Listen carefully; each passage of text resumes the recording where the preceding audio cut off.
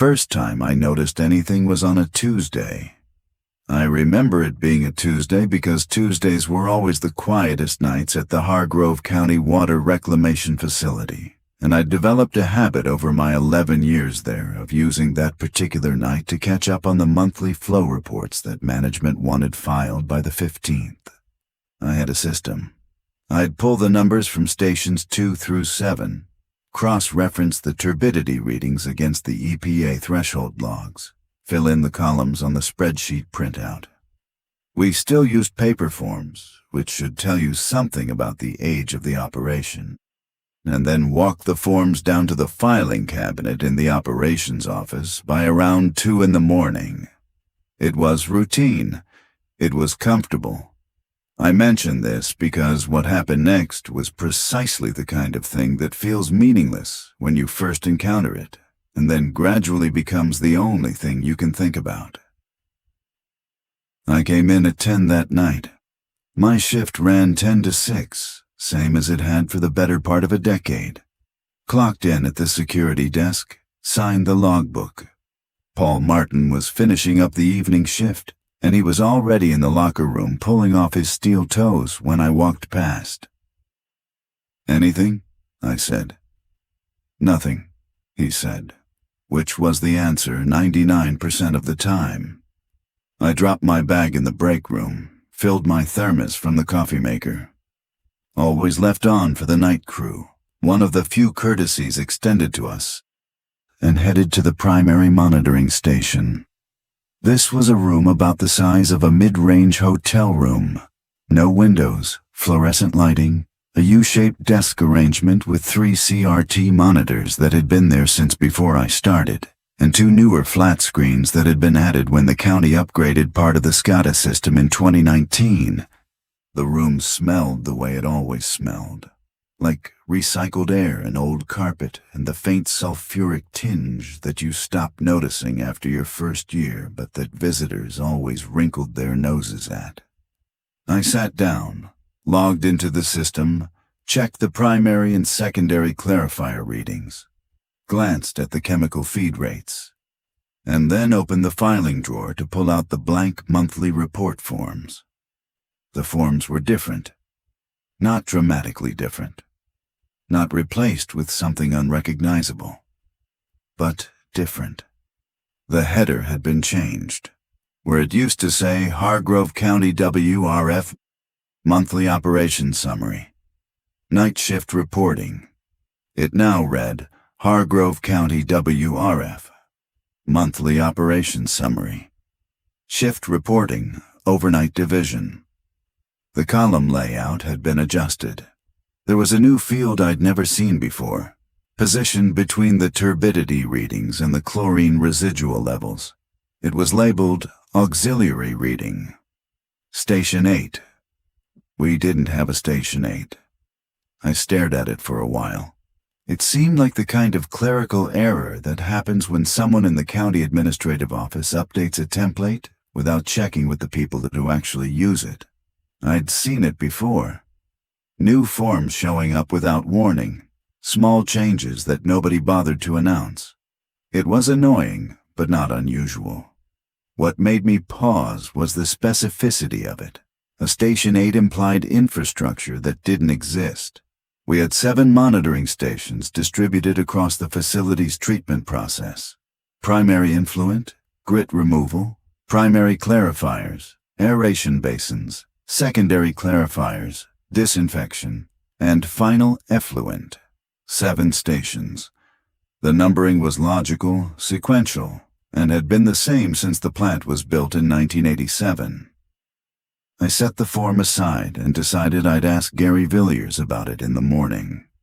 Gary was the plant superintendent, and while he wasn't especially communicative, he was the kind of person who would know if the county had pushed through a form revision. I filled out the report using the old form. I still had a few blanks in my desk drawer, and didn't think much more about it that night. The next evening, Wednesday, I came in and did the same routine. Paul was finishing up again. I asked if anything was different. "Quiet," he said. In the monitoring room, I noticed the old forms were gone from my desk drawer. All of them. In their place were stacks of the new ones. The ones with the Station 8 field. I checked the filing cabinet. The blanks there had been replaced too. Every old form was gone. I called Gary's extension and got voicemail. Left a message asking about the form change and went about my shift. It wasn't until around midnight, when I was walking the perimeter of the secondary clarifier building as part of the standard rounds, that I noticed the second change. The rounds checklist was different. We kept a laminated copy of the nightly facility walkthrough checklist on a clipboard hanging from a hook just inside the door of the main operations building. The checklist was organized by time interval. Items to check every hour, every 2 hours, and once per shift. I'd memorized it years ago, but I still carried the clipboard as a matter of habit and because state inspectors like to see the check marks. The checklist I picked up that night had a new item. Under the once per shift section, after the final entry, which had always been verify emergency generator fuel level and log reading, there was now an additional line. Confirm Station 8 isolation valve status. Report to operations if valve position has changed from last recorded state. I read it 3 times. There was no Station 8. There was no isolation valve associated with any Station 8. I had walked every inch of that facility over 11 years. I knew where every pipe ran, where every valve was located, where every access hatch led. There was nothing at the plant that could reasonably be called Station 8. I took the clipboard back inside, sat down at the monitoring desk, and pulled up the facility schematic on the SCADA system. The digital layout showed the same 7 stations it had always shown. No 8th station, no new valve, no new piping, nothing. I went home that morning feeling mildly irritated. It seemed like someone in the county office, or maybe at the engineering firm that occasionally did contract work for us, had introduced changes to our documentation without coordinating with the actual plant staff. It happened.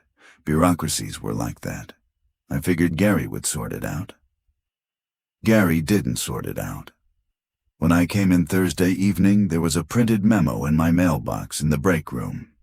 It was on county letterhead, addressed to Night Shift Operations Personnel, Hargrove County WRF, and it was dated that same day. It read, effective immediately, the following procedural updates apply to overnight shift operations at the Hargrove County Water Reclamation Facility. These changes reflect revised operational parameters as coordinated with the State Department of Environmental Quality and the Hargrove County Department of Public Works. All overnight shift personnel will include Station 8 monitoring data in all reporting forms effective this date. Station 8 data fields have been added to the revised monthly operations summary form. If Station 8 readings are unavailable, enter code O-O-null in the corresponding field and initial. The nightly facility walkthrough checklist has been updated to include verification of the Station 8 isolation valve. This check is to be performed once per shift between the hours of 0100 and 0300. Overnight shift personnel are reminded that all procedural updates are effective upon distribution. Confirmation of receipt is not required. Questions regarding these updates should be directed to the operations superintendent during standard business hours.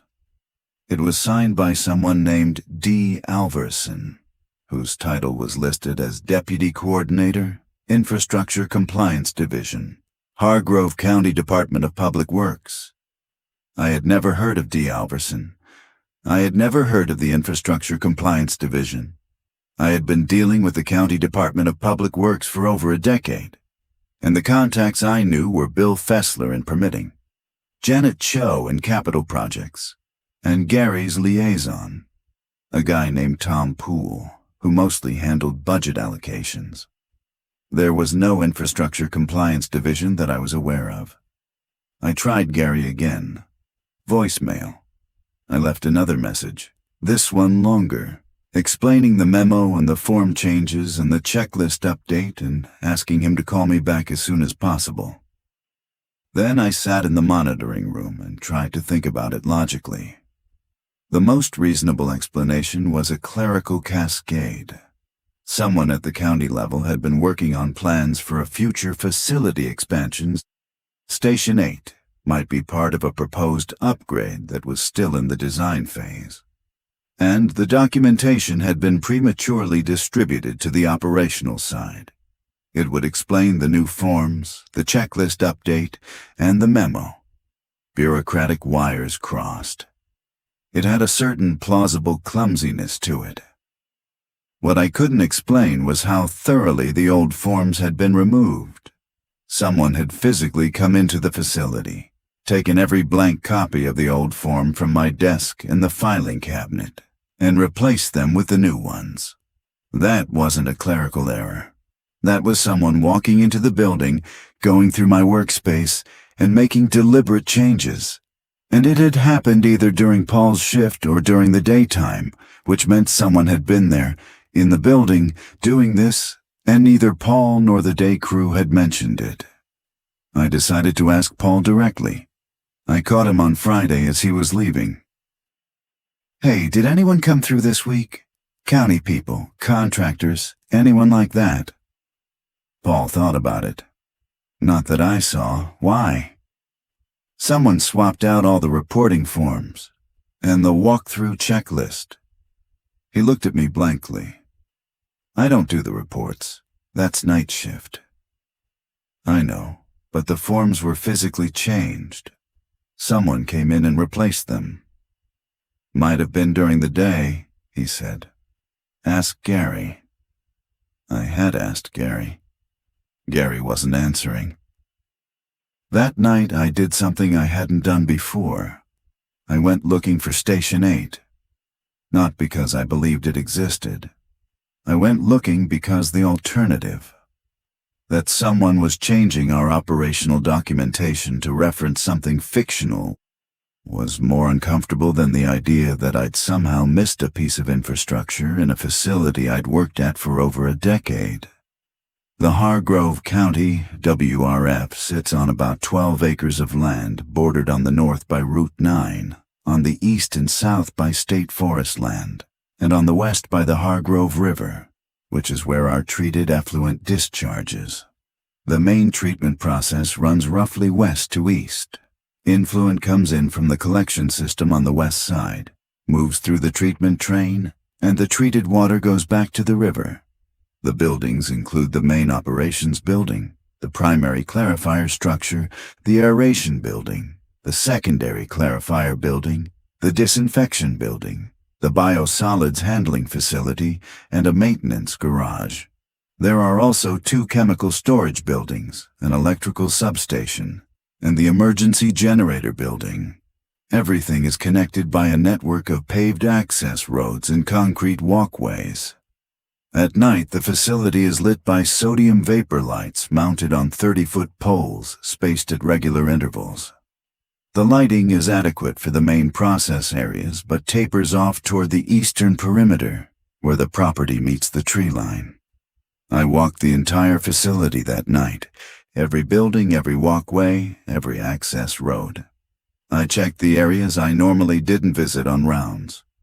Behind the biosolids building, the far side of the chemical storage structures, the strip of gravel between the maintenance garage and the perimeter fence. I walked along the fence line on the east side, where the property ended and the forest began. The fence was chain link, 8 feet tall with barbed wire on top, and it ran the entire perimeter of the facility. I followed it north, then west, then south, then back east. I checked every gate. I checked every access point. There was no Station 8. There was no additional monitoring location, no new valve, no new piping, no new structure. The facility was exactly as I had always known it. I went back inside, sat down, and filled out the report using the new form. In the Station 8 field, I wrote O-O-null and initialed it, as the memo had instructed. I didn't know why I did that instead of simply ignoring the field.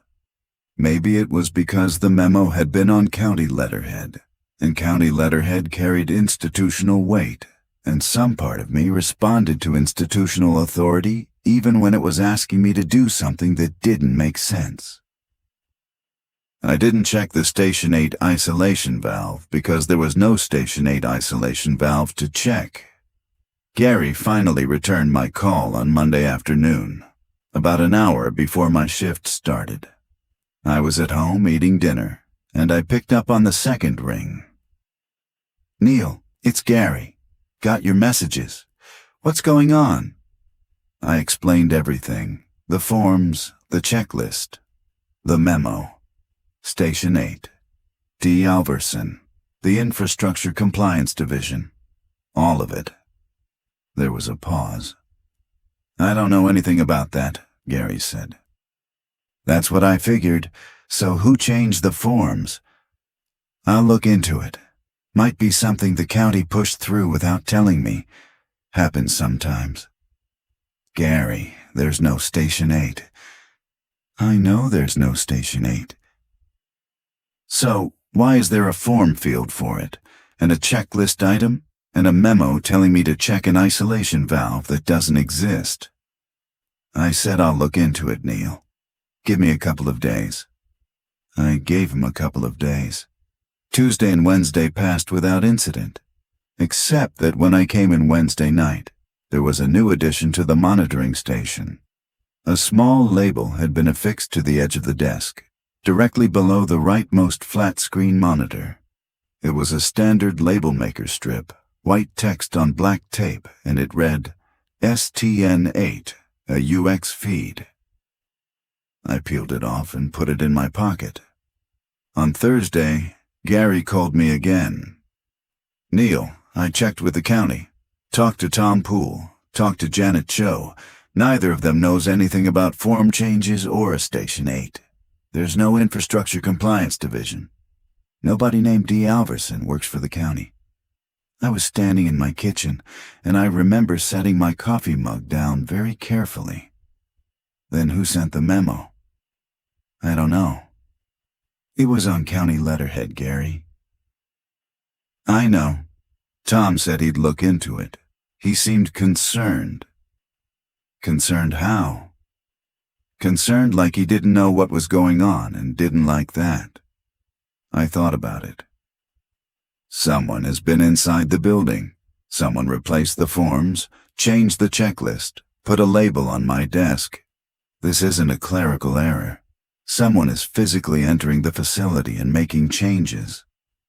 "I'm going to review the security logs," Gary said, "and I'll check the cameras." The Hargrove facility had security cameras, but they were old, and not all of them worked. The system had been installed in 2006 and only partially maintained since then. There were 12 cameras total, covering the main entrances, the parking lot, the operations building lobby, and a few of the exterior process areas. Several had been non-functional for years, and the recording system used a DVR that stored about 2 weeks of footage before overwriting. Gary called me back on Friday. "Cameras didn't show anything unusual," he said, "but 3 of them have been non-functional, including the one covering the operations building side entrance." "That's the entrance I use." "I know. What about the security logs? Keycard records?" "Nothing out of the ordinary. Your badge, Paul's badge, day crew badges. No unrecognized entries. So someone is getting in without a badge. Or someone with a badge is doing things they're not telling us about." I didn't like either option. "What do you want me to do, Gary?" "Just keep doing your job. I'm going to push the county to investigate, and I'm going to have maintenance look at the cameras, see if we can get the dead ones back online. And the forms? The checklist? Use the old versions. I'll print you new copies from the originals on the server. The originals on the server turned out to be a problem. When Gary went to pull up the standard reporting forms from the shared network drive, the files had been modified. The current versions, the only versions, were the new ones, the ones with the Station 8 field. The original templates, the ones that had been in use for years, were gone.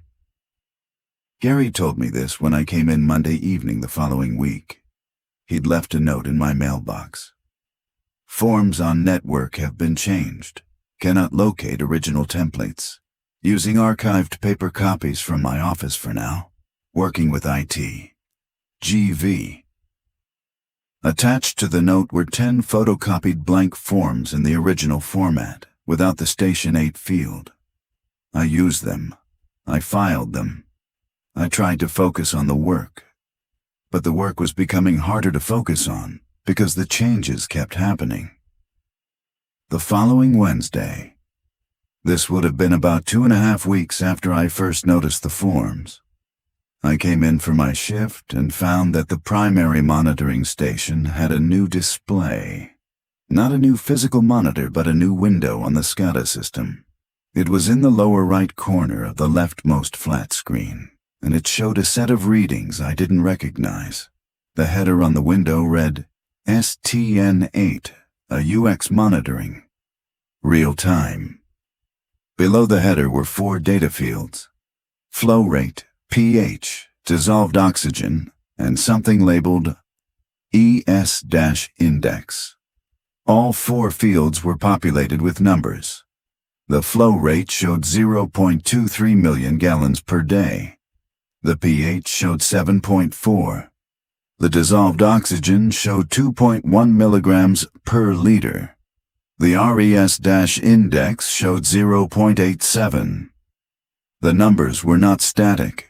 As I watched, the flow rate ticked up to 0.24, then back to 0.23. The dissolved oxygen drifted between 2.0 and 2.2. The readings were fluctuating the way real sensor data fluctuates. I sat there for a long time. The SCADA system was not something you could casually modify. It was an industrial control system. Making changes to it required specialized software, login credentials, and knowledge of the system architecture. The company that maintained our SCADA system was an outfit called Veridian Process Solutions out of Richmond, and any modifications to the interface were supposed to go through them via a formal change order, which then had to be approved by Gary and the county. Someone had added a monitoring window to our SCADA system that was displaying real-time data from a station that did not exist. I picked up the phone and called Gary at home. It was 11:30 at night. He answered on the 4th ring, groggy. "Gary, I need you to come in." "What's wrong?" "Someone modified the SCADA system." He was there in 40 minutes. I showed him the screen. He looked at it for a long time without speaking. Then he sat down in the other chair and started trying to access the system configuration. His login didn't have the permissions to view the SCADA programming layer. Only Veridian's technicians had that level of access. "I'm calling Veridian in the morning," he said. "Those numbers are live, Gary. Whatever's generating them is generating them right now." "It could be spoofed data, a test feed, something left over from a diagnostic. Veridian hasn't been here in 8 months." "I know." He rubbed his face. "I know." We sat there together for the rest of the shift. Around 3 in the morning, I pointed out something that Gary hadn't noticed yet. The RES-WinDEX reading, the one I didn't recognize, had been slowly climbing since I first observed it. When I first sat down, it had been 0.87. By midnight, it was 0.91. By 3, it was 0.94. "What is RES-index?" Gary asked. I have no idea. Is it a standard wastewater parameter? No, I've never seen it in any EPA guidance, any state regulation, any textbook. It's not a thing. Then someone made it up. Someone made it up and built it into our control system. Gary left at 6 when the day crew started arriving. He told me he'd handle it. He told me not to worry. I went home and didn't sleep. I lay in bed and thought about the numbers on the screen. Real-time data implied a real sensor, or at least something generating a signal. That signal had to originate somewhere. It had to travel through a wire or a wireless link to the SCADA system. It had to be received, processed, and displayed. That required physical infrastructure.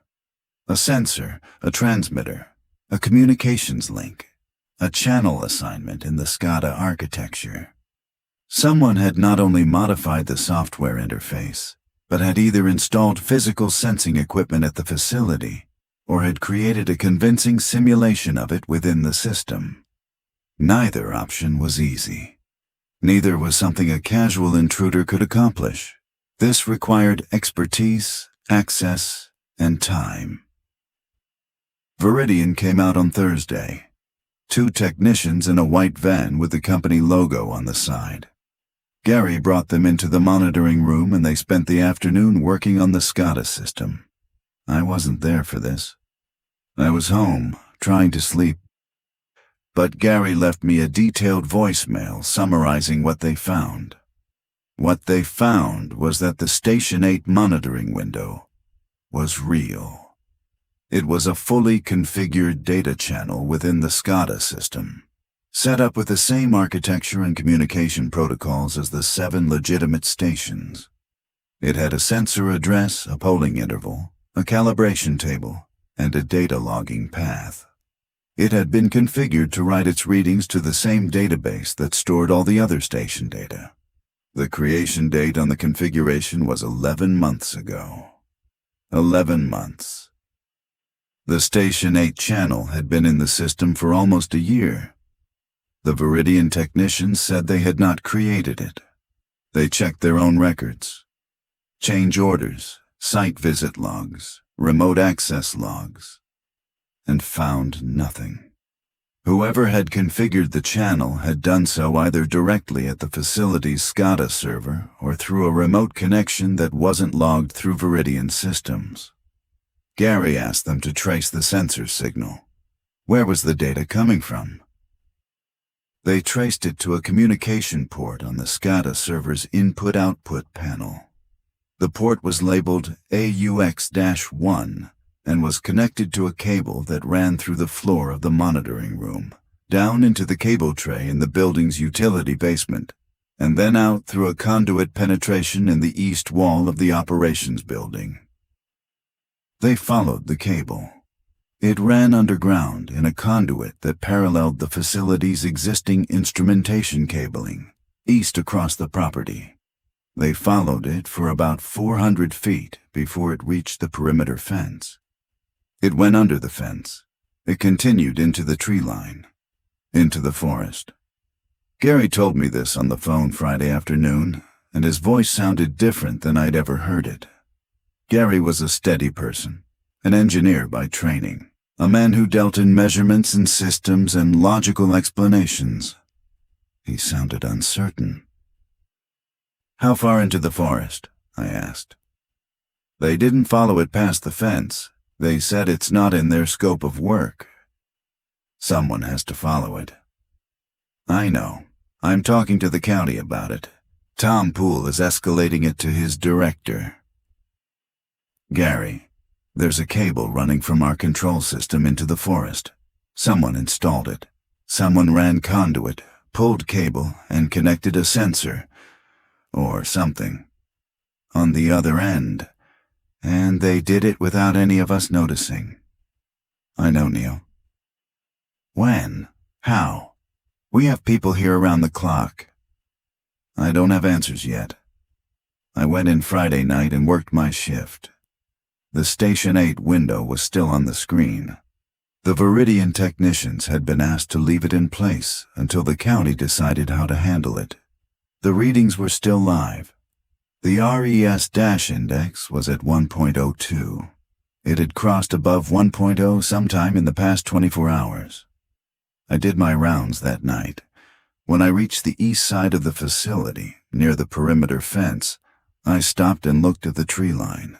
The sodium vapor lights from the facility reached maybe 20 or 30 feet past the fence. Before the darkness of the forest took over completely, the trees were mostly oaks and sweet gums, tall and dense, and at night they formed a wall of black that was so absolute it almost looked solid. I stood there for several minutes. I listened. The facility had its own ambient noise. Pumps, blowers, the hum of electrical equipment. But it faded as you moved away from the process buildings and toward the perimeter. Near the east fence, the dominant sound was the forest. Frogs, insects, the occasional rustle of something moving in the underbrush. Normal forest sounds. Normal night. But somewhere in that darkness, there was a cable connected to something that was feeding data to our control system. Something was out there, measuring something, and transmitting the readings back through 400 feet of buried conduit, through a port in our SCADA server, and onto my screen. And it had been doing this for 11 months. I went back inside and watched the numbers. The flow rate was 0.22 million gallons per day. The pH was 7.3. The dissolved oxygen was 2.3 milligrams per liter. The RES-index was 1.02. I didn't know what those numbers meant. I didn't know what was being measured. But the numbers were real, in the sense that they were coming from a physical sensor responding to physical conditions, somewhere in the forest east of our facility. And the RES-index, whatever it was, had been steadily increasing since I first noticed it. Over the next week, the county's response was simultaneously reassuring and deeply unsatisfying. Tom Poole brought in a guy from the county's facilities management department to walk the east fence line and try to locate the cable conduit on the forest side. The guy found it. A 2-inch PVC conduit, gray, buried about 18 inches deep, emerging from under the fence and running east-northeast into the trees. He followed it for about 200 yards before the terrain became too dense and he turned back. He reported his findings. A memo was written. A meeting was scheduled. The meeting happened the following Wednesday during the day, so I wasn't there. Gary told me about it afterward. Present were Gary, Tom Poole, the facilities management guy, someone from the county attorney's office, and a woman from the State Department of Environmental Quality who had been asked to attend because the facility was a state-regulated operation, and any unauthorized modifications to the treatment process potentially constituted a regulatory violation. The discussion, according to Gary, centered on 3 questions. Who had installed the cable and sensor? What was the sensor monitoring? And was there a security threat to the facility? Nobody had answers to any of these questions. The county attorney's representative suggested involving law enforcement. Tom Poole pushed back, saying he wanted to understand what they were dealing with before bringing in the sheriff's department and potentially creating a public incident. The DEQ woman said her agency needed to be kept informed, but that this didn't appear to be an environmental compliance issue per se. Gary said he wanted the cable disconnected and removed immediately. Tom Poole said they should leave it in place until they could trace it to its terminus and determine what it was connected to. The compromise was that the cable would be left in place, but the SCADA channel would be reconfigured to log data to an isolated partition that wouldn't interact with the facility's operational systems. Veridian was brought back to do this. They also installed a network monitor on the SCADA server to detect any future unauthorized configuration changes. I asked Gary what was going to happen about actually following the cable to wherever it led. Tom's working on it, Gary said. He wants to bring in a survey crew. When? He didn't give me a date. Gary, this has been going on for almost a year. I understand your frustration, Neil. This isn't frustration. Someone has physically modified our facility. They've altered our documentation, our control system, our infrastructure, and nobody can tell me who or why. We're taking it seriously. Are you? There was a pause. I need you to keep working your shift, Neil. The facility still needs to run. I know the facility still needs to run. Then let the county handle the investigation and do your job. I did my job. I came in, I monitored the treatment process, I did my rounds, I filed my reports using the photocopied old forms. But I also watched the Station 8 readings, which were now isolated to a separate monitoring window on the spare flat screen that Viridian had set up.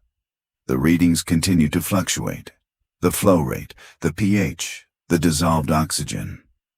They all moved within narrow ranges the way real sensor data does. The RES-when DEX continued to climb. It reached 1.10, then 1.15, then 1.19. On a Thursday night about 5 weeks after I first noticed the form changes, I was doing my 2 a.m. rounds when I saw something I hadn't seen before. At the east fence, near the spot where I'd been told the cable conduit passed underneath, there was a small marker. It was a metal post, maybe 18 inches tall, with a flat rectangular plate on top.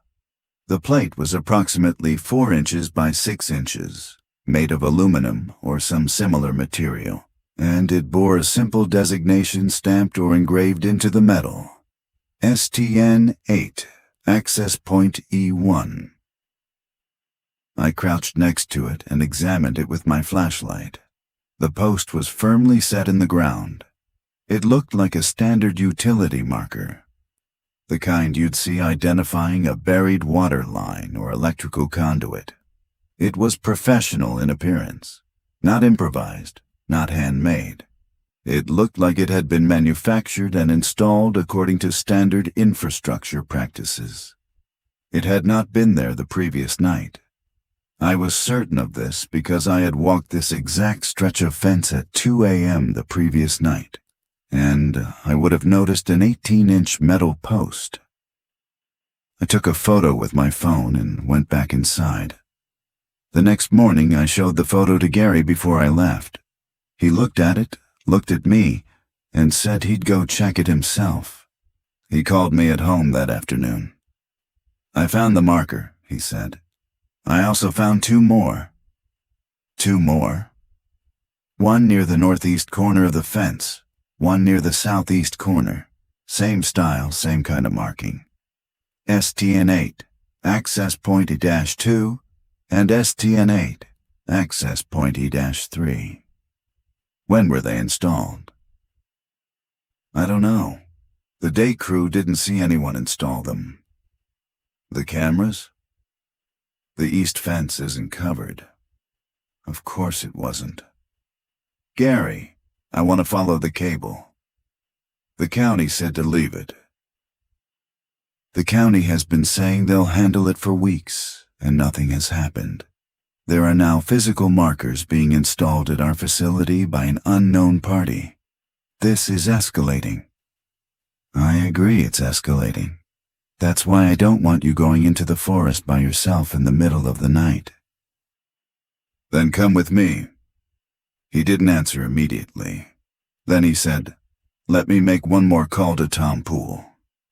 Tom Poole's response, relayed to me by Gary the following day, was that the county was bringing in a private investigation firm that specialized in infrastructure security. They would be on site the following week to assess the situation and follow the cable to its destination. In the meantime, the county formally requested that all facility personnel refrain from entering the forest east of the perimeter fence. I accepted this. I waited. The investigation firm arrived on a Wednesday. 3 people in a gray SUV, 2 men and a woman, all dressed in civilian clothes.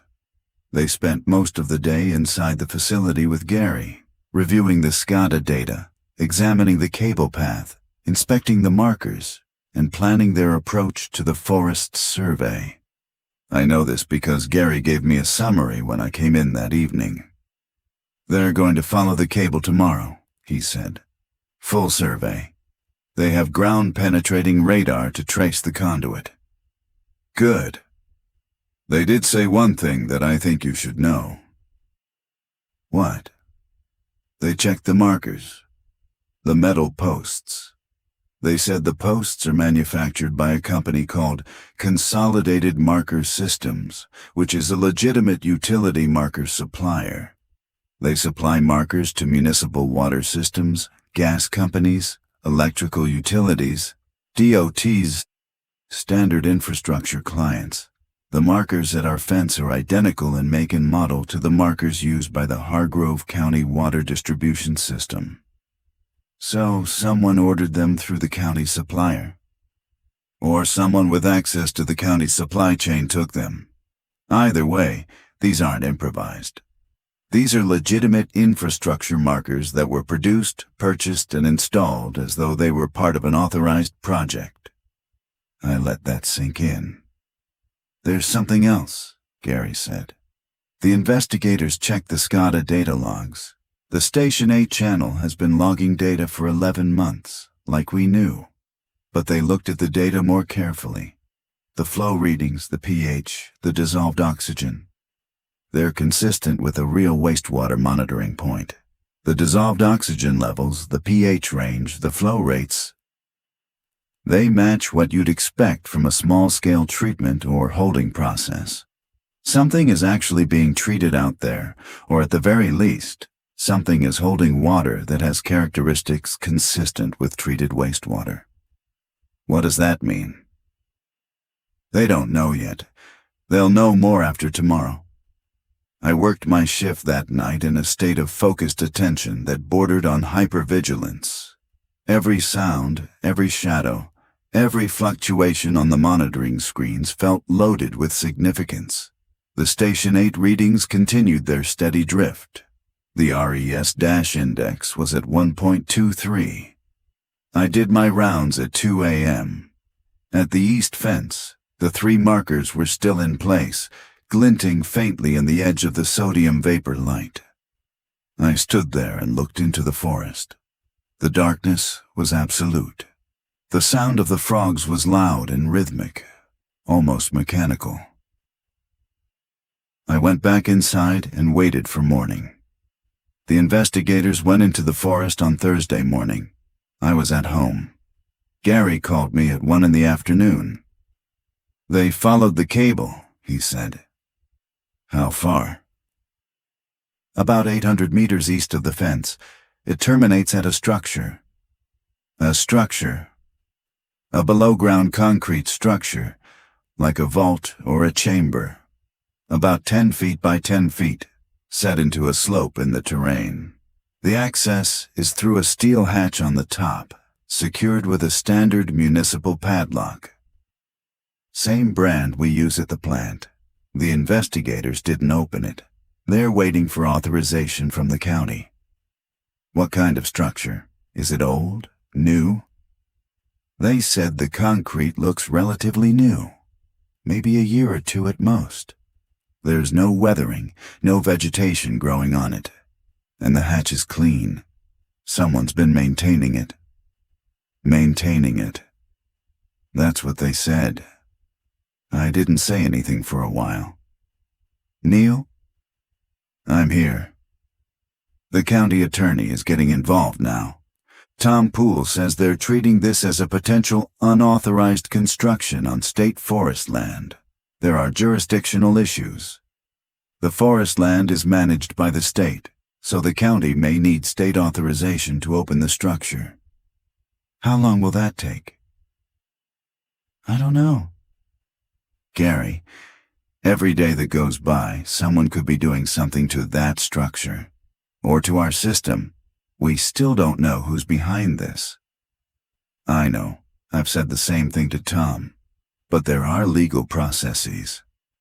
The legal processes took 12 days. During those 12 days, 3 things happened.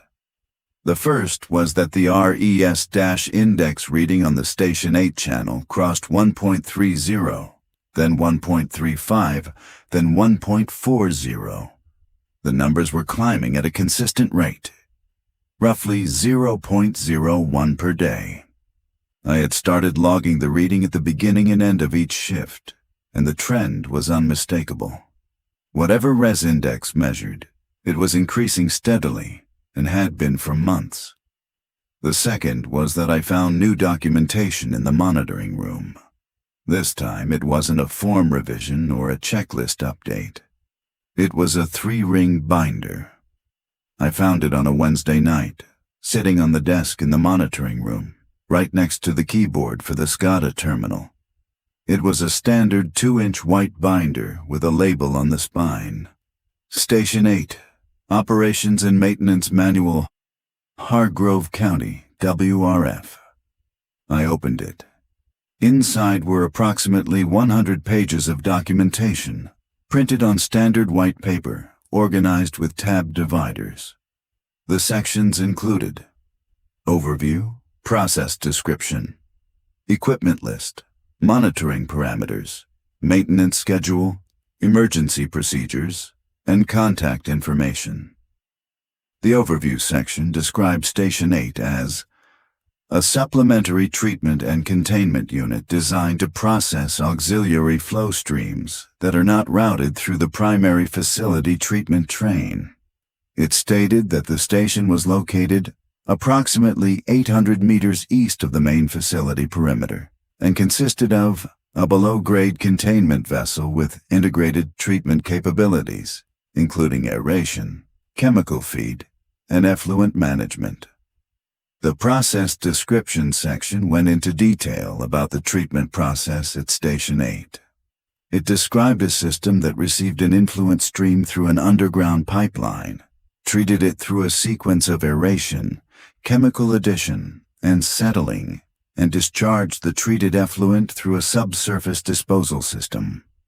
The process was described in technical language consistent with standard wastewater engineering documentation. It was thorough, precise, and completely professional. The equipment list cataloged pumps, blowers, chemical feed systems, instrumentation, and controls. Model numbers were listed. Manufacturers were named. Some of them companies I recognized as legitimate suppliers of wastewater treatment equipment. The monitoring parameters section defined the data channels displayed on the SCADA system, including flow rate, a pH, dissolved oxygen, and res index. For the first 3, the definitions were standard. For res index, the description read, resistance index, a composite parameter reflecting the ratio of contained material resistance to treatment efficacy. Normal operating range, 0.50 to 1.00. Elevated range, 1.00 to 1.50. Critical threshold, 1.50. If RES-1DEX exceeds 1.50, initiate emergency procedure, Sir, P-8, immediately. Do not delay. Emergency procedures. -8 was described in the emergency procedures section. It read, in the event that RES-index exceeds 1.50, the following steps must be taken by overnight shift personnel without delay. Step 1. Cease all routine monitoring of stations 1 through 7. Step 2. Proceed on foot to Station 8 access point via the East Perimeter Gate. Step 3. Follow the marked trail to the Station 8 containment vessel. Step 4. Using the access key stored in the Station 8 lockbox, located at access point E-1, open the containment vessel hatch. Step 5. Descend into the containment vessel. Step 6. Manually activate the auxiliary chemical feed system using the control panel on the south wall of the vessel. Step 7. Remain in the vessel until RES-1NDEX returns to the normal operating range, below 1.00. Step 8. Secure the vessel hatch upon departure. Step 9. Resume normal monitoring of stations 1 through 7. Step 10. Do not report the activation of Emergency Procedure SP-8 to any personnel. Do not document the procedure in any operational log. I read the emergency procedure 3 times. Then I turned to the contact information section. It listed one name, D. Alversen, Deputy Coordinator, Infrastructure Compliance Division, Hargrove County Department of Public Works. The phone number listed was a 540 area code, which was correct for our part of Virginia. I wrote it down. The third thing that happened during the 12-day waiting period was that I called the number. It was a Saturday afternoon. I was at home. I had been thinking about the binder, about the emergency procedure, about the RES-INDEX climbing steadily toward 1.50. And I decided that I needed more information, so I dialed the number. It rang 4 times, then went to a voicemail system. The automated voice said, "You have reached the Infrastructure Compliance Division of the Hargrove County Department of Public Works. No one is available to take your call. Please leave a message after the tone." It sounded like a standard government voicemail greeting. Professional, generic, unremarkable. I didn't leave a message. I hung up and sat on my couch and felt a sensation that I can only describe as the floor of my understanding developing a crack. Not a large one, not a collapse, just a crack. The kind that lets you see that there's empty space underneath something you thought was solid. Because here's what bothered me. More than the cable in the forest, more than the concrete structure, more than the binder or the emergency procedure or the climbing RES-index. What bothered me was how professional it all was. There was nothing amateurish about any of this. The forms were properly formatted. The memo was on letterhead. The markers were manufactured by a legitimate supplier. The SCADA configuration was done correctly. The binder was organized with tabs and section headers and technical language that was consistent with real engineering documentation. The voicemail greeting was standard and unremarkable. Whoever was doing this was either part of the institutional infrastructure, part of the county or the state, or some entity with legitimate access to these systems. Or they were capable of perfectly replicating institutional infrastructure in a way that was indistinguishable from the real thing. I didn't know which option was more disturbing. On the 13th day, the county received authorization from the state to open the structure. Gary called me to tell me they were going in the following morning. He asked if I wanted to be present. I said yes. I drove to the facility at 8 a.m. on a Friday, which was disorienting. I almost never saw the plant in daylight, and it looked different, smaller somehow, less imposing. The process buildings that loomed in sodium vapor light at night looked mundane and institutional in the morning sun.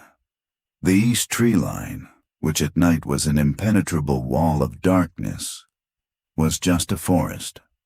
Oaks and sweet gums with leaves turning in the early fall air.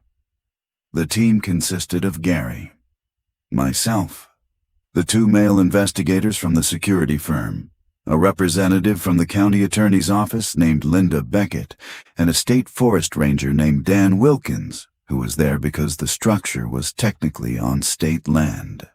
We gathered near the east fence gate, a gate I'd never used, padlocked and slightly rusted, and one of the investigators cut the lock. We followed a path that had been flagged with surveyor's tape during the initial investigation. The terrain sloped gradually upward as we moved away from the facility, and the tree cover thickened. The underbrush was moderate. Ferns, honeysuckle, the occasional fallen trunk. The investigators had GPS coordinates for the structure and led the way. Gary walked beside me. He hadn't said much all morning. About 20 minutes into the walk, one of the investigators held up his hand and pointed. Ahead of us, where the slope leveled off into a small clearing, I could see the concrete. It was exactly as described. A concrete pad, roughly 10 feet by 10 feet, set into the ground with the top surface almost flush with the surrounding soil. In the center of the pad was a steel hatch, a heavy industrial-looking door on hinges, like you'd see on a utility vault or a pump station wet well. There was a padlock on the hatch, exactly as the investigators had reported. What they hadn't mentioned, or what hadn't been visible during their initial survey, were the other markers. Around the perimeter of the concrete pad, at each corner, there was a metal utility marker identical to the ones at the east fence. These were labeled STN8, Containment Boundary, NE, NW, SE, and SW. And running along the north side of the pad, partially obscured by fallen leaves, was a conduit pipe that appeared to run northwest, back toward the facility. This was the cable path, the connection to our SCADA system. But there was also a second conduit running south from the pad, away from the facility, deeper into the forest. "Where does that one go?" I asked. The lead investigator shrugged. "That's new to us. We only traced the one going back to the plant." Dan Wilkins, the forest ranger, was examining the concrete. "This is recent construction," he said. 18 months at most, and it's good work. Rebar, proper forming, sealed joints. This wasn't thrown together." Linda Beckett, the county attorney's representative, was taking photographs. "Who owns this land?" she asked. "State of Virginia," Dan said. "State forest. Any construction on state forest land requires a permit from the Department of Forestry and approval from the relevant state agencies. I can tell you right now, there's no permit on file for this." Gary had been standing at the edge of the pad, looking down at the hatch. "Are we opening it?"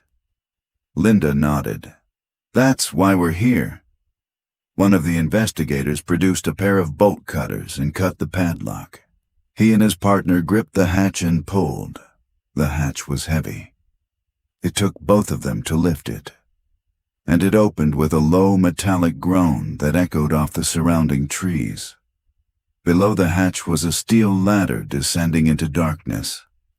The investigators turned on high-powered flashlights and aimed them into the opening. The light revealed concrete walls, smooth and clean, extending downward about 12 feet to a floor that appeared to be coated in an epoxy or some similar sealed surface. The space below looked to be about the same footprint as the pad above, roughly 10 by 10 feet. The lead investigator went down first. His partner followed. Then Gary. Then me. The chamber was real. It was a real constructed functional space. The walls were poured concrete, smoothly finished. The floor was coated in a gray epoxy.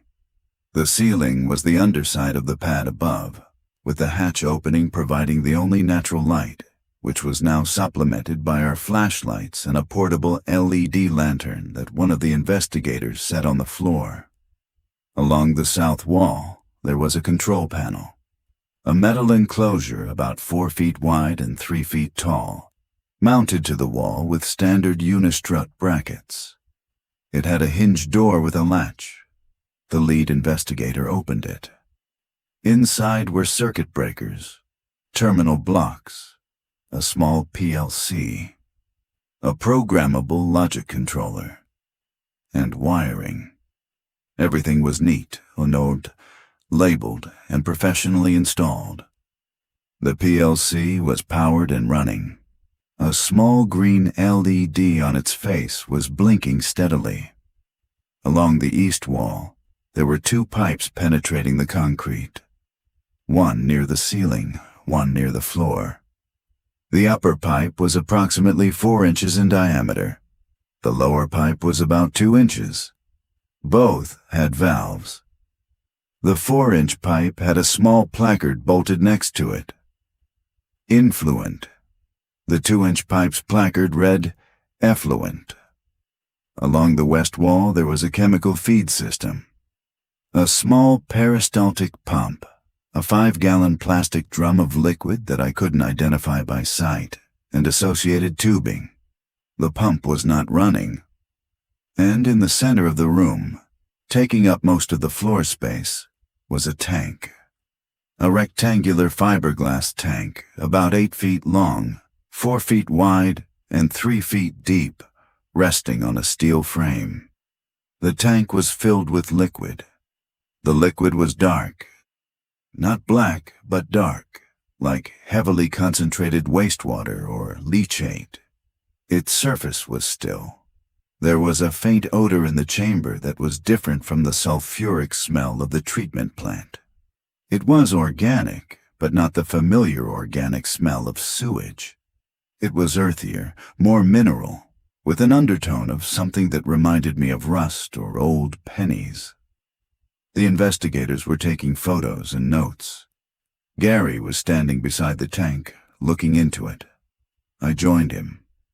The liquid in the tank was opaque. You couldn't see the bottom. Small bubbles occasionally rose to the surface from somewhere below, breaking silently.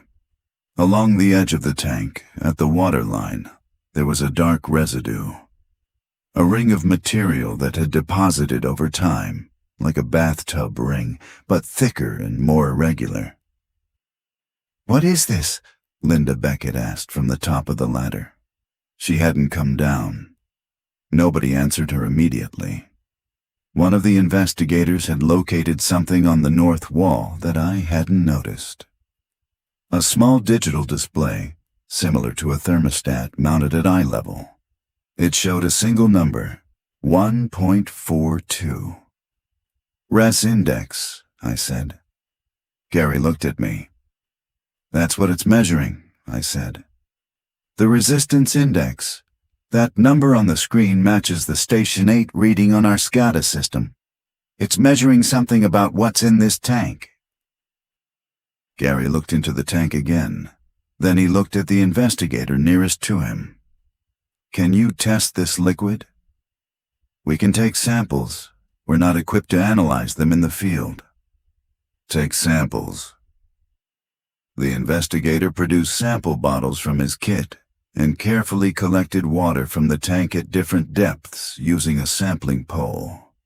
The liquid was viscous enough that it didn't pour smoothly. It had a slight thickness to it, like thin syrup. While he was doing that, I looked more closely at the control panel. The PLC was labeled with a manufacturer's sticker. Allen Bradley, a common industrial controls brand. There was a small screen on the PLC that showed a simple status readout, SYS normal. Aeration off, chem feed standby, RES 1.42. The system was on standby. It was monitoring but not actively treating. The chemical feed pump was off, the aeration was off. It was just sitting there, holding whatever was in the tank, watching the RES index climb. I thought about the emergency procedure in the binder. When RES-I and DEX exceeds 1.50, descend into the vessel, activate the chemical feed, stay until it drops below 1.00. Don't report it, don't document it. Someone had built this system and then written a procedure that would compel the night shift operator, me, to come out here alone, in the middle of the night, descend into this chamber, and activate a treatment process for an unknown substance in a structure that no one was supposed to know about, without telling anyone. We left the chamber after about an hour. Dan Wilkins secured the hatch with a new padlock to which only he had the key. The county attorney's office was filing an emergency report with the state police. Samples had been taken. GPS coordinates had been recorded. Photographs had been taken. On the walk back, Gary fell into step beside me. "What do you think is in the tank?" he asked quietly. "I don't know." "The smell." "I know." "It smelled biological." "I know." We didn't say anything else until we reached the facility. I went home and slept for the first time in what felt like days. When I woke up, it was dark outside, and I had a voicemail from Gary. "Neil, call me when you get this. The state police are involved now. They want to talk to you. Also." And I don't know what to make of this. The RES-index dropped. It was at 1.42 when we were in the chamber. It's at 1.38 now. It started dropping right around the time we opened the hatch. I played the message twice. Then I called him back. "When you say it started dropping when we opened the hatch, I mean, the SCADA log shows a data inflection at 10:47 a.m., which is approximately when we opened the hatch. Before that, it was climbing at the usual rate. After we opened the hatch, it reversed and started declining." What could cause that? I've been thinking about it. The only thing that changed when we opened the hatch was that the chamber was exposed to fresh air. Atmospheric conditions changed. If the RES-index is measuring something related to dissolved gas concentrations, or pressure, or biological activity affected by oxygen levels, then opening the hatch might have disrupted whatever condition was causing the index to rise. The aeration system was off. Right. The tank was sealed in an enclosed space with no air exchange. Opening the hatch introduced fresh air. Whatever's in the tank responded to that. So, the emergency procedure. Activating the chemical feed when the index hits 1.50. That might be the wrong intervention, or it might be irrelevant. Just opening the chamber might be enough to bring it down. Maybe, or maybe the chemical feed is necessary for a different reason. We don't know what's in the drum connected to the pump. Did the investigators take a sample of the chemical? Yes, everything went to the state lab. The state police interviewed me the following Tuesday. 2 detectives, a man and a woman, both from the Criminal Investigations Division. They were thorough but clearly out of their depth with the technical aspects of wastewater treatment. I told them everything. The forms, the checklist, the memo, the SCADA changes, the binder, the phone number, the markers, all of it. They took notes. They asked questions. They said they were also interviewing Gary, Paul,